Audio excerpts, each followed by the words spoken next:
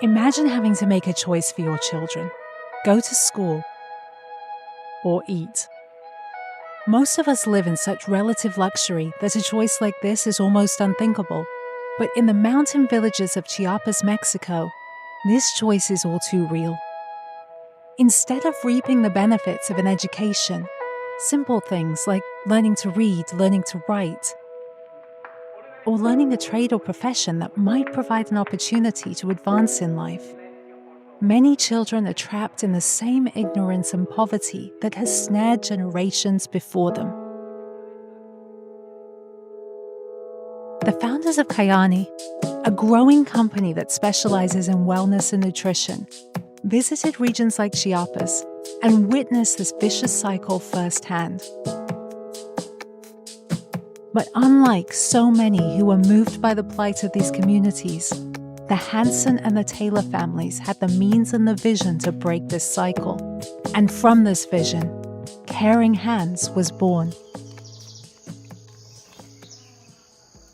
In the US, over 90% of children receive a primary education, and with that education, their opportunities are almost unlimited. But in Chiapas, the percentage of children who receive an education is a fraction of that. And because of this, opportunities are severely limited.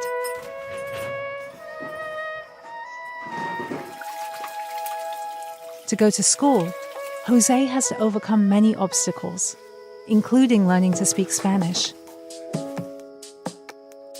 Part of an indigenous Mayan community called Pocolum, Jose must walk many miles every day to get to school.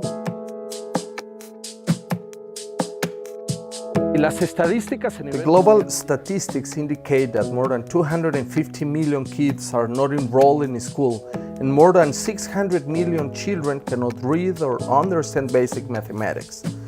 The situation is very sad.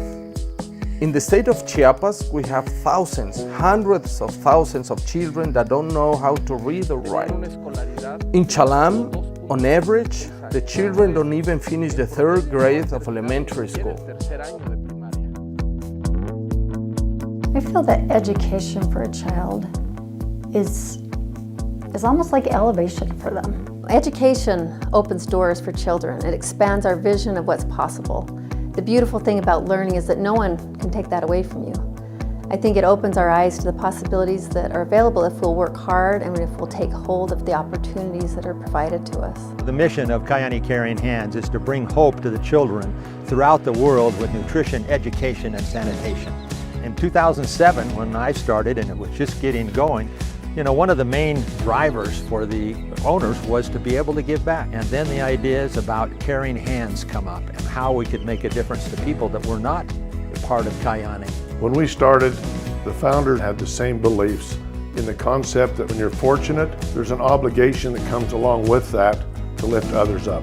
The first time I met Carl Taylor, we were getting to know each other. I was getting to know more about Kyäni, and I have a background in nonprofit, and so I was very, very curious about Caring Hands. Carl started talking about the lives that Kyäni, the families of Kyäni, the foundation had changed.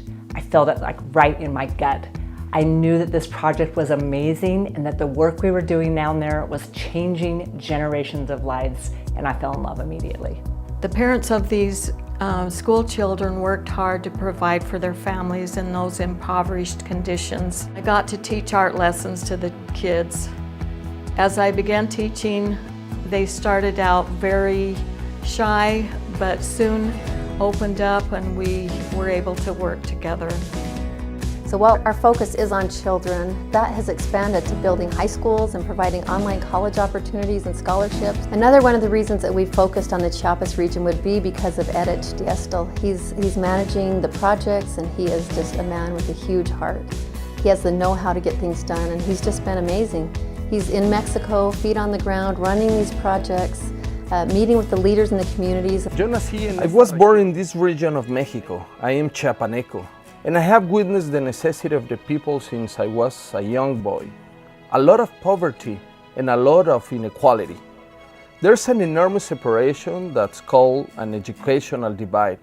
And it's clear to me that the only thing that will lift these villages up is the education. Education equips them with knowledge and the tools necessary to give them a brighter future.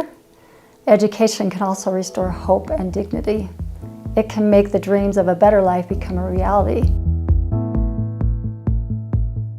I knew Kirk Hansen for many years, and I knew, the type of person that he was, the principles and values that he lived by. The way Kyäni Caring Hands is today, and Kyäni in general, is largely, at least in part, because of the values and principles that he lived by.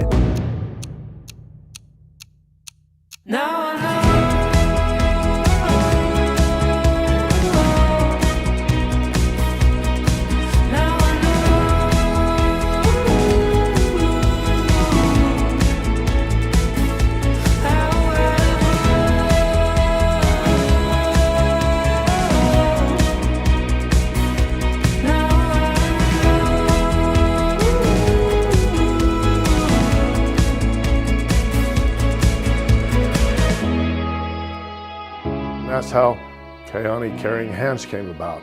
The desire to help others, the desires to change people's lives and truly make a difference in the world.